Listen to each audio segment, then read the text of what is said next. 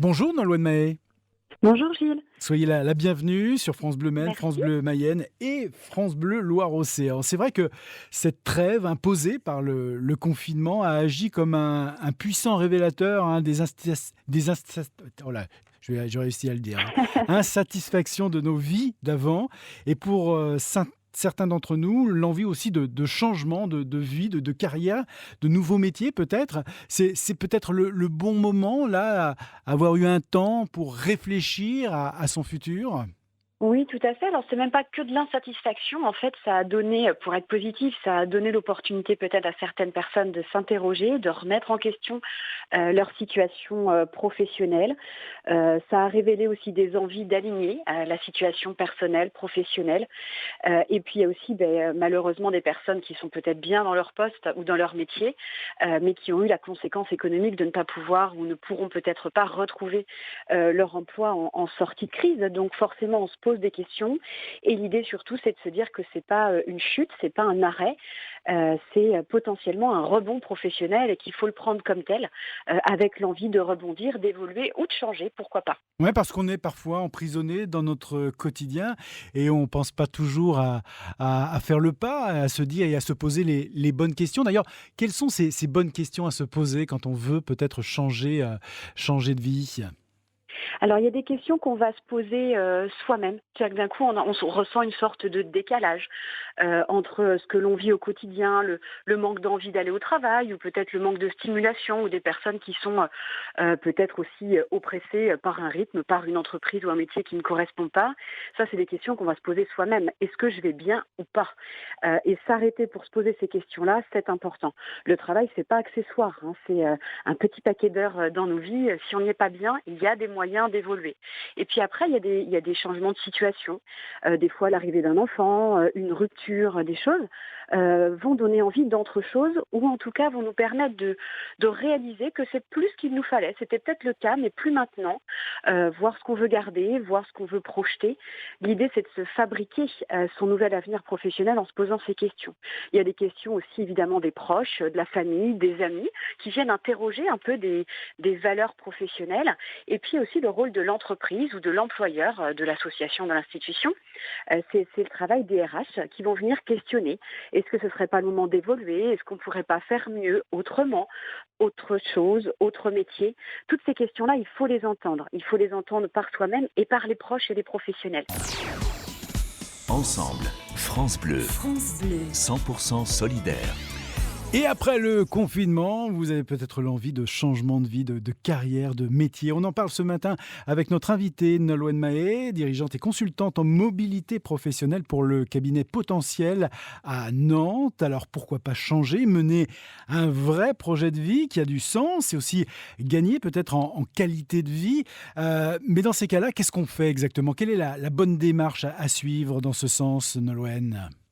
Alors une fois qu'on s'est posé ces questions-là ou qu'on ressent un mal-être ou une envie de changement, euh, c'est tout bête, mais déjà il faut le dire. C'est-à-dire qu'il faut pouvoir l'exprimer à ses proches pour aller chercher des solutions. Hein, être tout seul face à ces remises en question, c'est se couper d'un champ des possibles. Si on ne fait qu'à partir de ce qu'on connaît, peut-être qu'on passe à côté d'opportunités ou de métiers ou de postes qui pourraient nous intéresser, auxquels on n'a pas pensé. Donc déjà, on ouvre. On en parle à ses proches, on en parle à ses collègues, sa famille, ses amis. Et puis après, on peut s'orienter vers des personnes professionnelles ressources. Donc ça peut être le service RH ou formation de votre entreprise. Et puis ça peut être des cabinets de mobilité, donc comme le nôtre, où c'est le métier de ces professionnels-là d'accompagner et de dessiner cette réorientation professionnelle ou cette évolution professionnelle.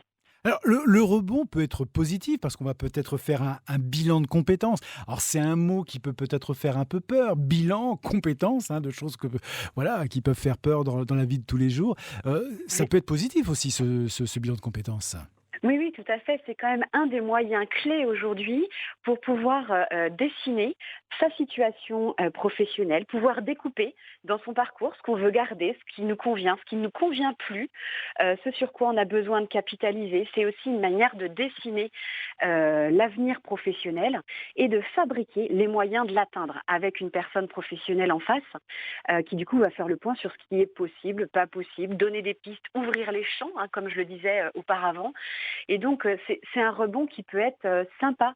Alors souvent on a une vision un petit peu caricaturale du bilan de compétences avec des entretiens pas forcément très, très ludiques, mais c'est plus le cas. Il y a des méthodes aujourd'hui, des pratiques, des outils, des exercices très très innovants. Nous, on a les crafts sur Potentiel qui permettent aussi de s'adapter au profil Vous atypique, à m'avez des dit personnes. des crafts? Les crafts, c'est des potentiels crafts. Alors chez nous, ça s'appelle comme ça. Mais il y a d'autres méthodes innovantes, certainement, que d'autres cabinets mettent en place, justement pour que les gens prennent plaisir à ce rebond.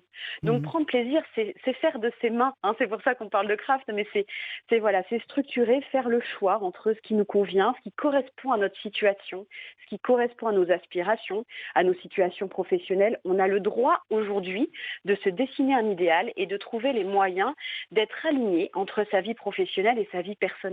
Et c'est ça l'humain au cœur de son parcours. Et un bilan de compétences, c'est finançable, c'est accessible, c'est quelque chose de très humain. Donc voilà, aujourd'hui, rester dans une situation professionnelle qui ne nous convient pas, ça peut mettre en péril une situation sociale, une situation familiale, alors qu'il y a des moyens. Les consultants RH qui sont dans vos entreprises sont là pour ça. Les cabinets RH sont là aussi pour vous accompagner. Et puis, il y a d'autres prestations, hein. Il y a des entreprises qui nous adressent des salariés parce que ils ne peuvent plus les garder ou des salariés qui ne souhaitent plus du coup évoluer dans cette entreprise. Il y a des accompagnements qui sont complets. Donc en fait, c'est comme les outplacements ou des choses comme ça. L'idée, c'est surtout de ne pas rester seul. Quand on a une question, quand on a une envie ou quand on a une problématique, il faut la nommer. Il faut bien se dire que c'est les autres, tous autant qu'ils sont, avec leur bienveillance, avec leurs idées, avec leur parcours, qui vont pouvoir vous faire maturer un projet et vous aider à le dessiner. En tout cas, nous, notre travail, c'est ça. Et une vraie personnalisation aussi, chaque individu est particulier et évidemment quand on fait un bilan de compétences, on a un individu, il y a un lien, ce ne sont pas uniquement des cases à remplir. Là, il y a un vrai rapport. Tout à fait. Et d'où les méthodes très individualisées. Le bilan de compétences, c'est des rendez-vous duels en tête-à-tête. Il y a du secret professionnel. Dites-vous bien que le professionnel ou la professionnelle qui va vous accompagner sur ce dessin de votre objectif professionnel, il est là pour vous. Donc, il prend en considération ce que vous êtes, ce que vous avez fait, ce dont vous avez envie, ce que vous ne supportez plus. Il va prendre en considération vos peurs, votre idéal en fonction de vos aptitudes. C'est pas des cases dans lesquelles on va vous faire rentrer, on va vous faire dessiner les cases, on va vous les faire fabriquer, tout ça. Donc moi j'ai une tendance à dire qu'il ne faut pas hésiter à aller faire un bilan de compétences quand on sent qu'on est à une charnière professionnelle, quand on a envie de rebondir pour du mieux, pour du autrement, pour se réaligner, parce que la vie professionnelle, elle est intimement liée à la vie personnelle. Et vous le sentez, vous, en tant que professionnel, que là, après ce confinement, on sent un rebond de beaucoup de personnes, envie de changer les choses? Oui, tout à fait. Et on n'est pas dans quelque chose d'aussi négatif que ce qui avait pu être anticipé. Parce qu'on a des personnes, du coup, qui se saisissent aussi de cette opportunité qui leur est donnée contrainte, hein, on est bien d'accord. Ils se sont posés des questions, ils nous ont contactés pour réfléchir à ces questionnements avec l'envie de se réaligner. On a des personnes qui vont perdre leur emploi, ça on le sait, du coup on nous a contactés et on va pouvoir du coup travailler ce rebond professionnel parce que tout n'est pas non plus que reconversion. On peut très bien capitaliser sur les compétences, l'expérience qu'on a et faire évoluer son métier. On est sur une région dynamique d'un point de vue économique, d'un point de vue emploi, d'un point de vue innovation. Quand je parle d'innovation chez nous, sur nos pratiques, sur les bilans de compétences, c'est la même chose. On a un bassin économique qui est innovant, qui est dynamique. Je suis très positive sur la suite et je pense sincèrement que c'est le moment de construire ce rebond pour quelque chose de favorable et de beaucoup plus équilibré pour la suite entre les valeurs des personnes, les valeurs des entreprises et les contraintes liées à cette crise-là.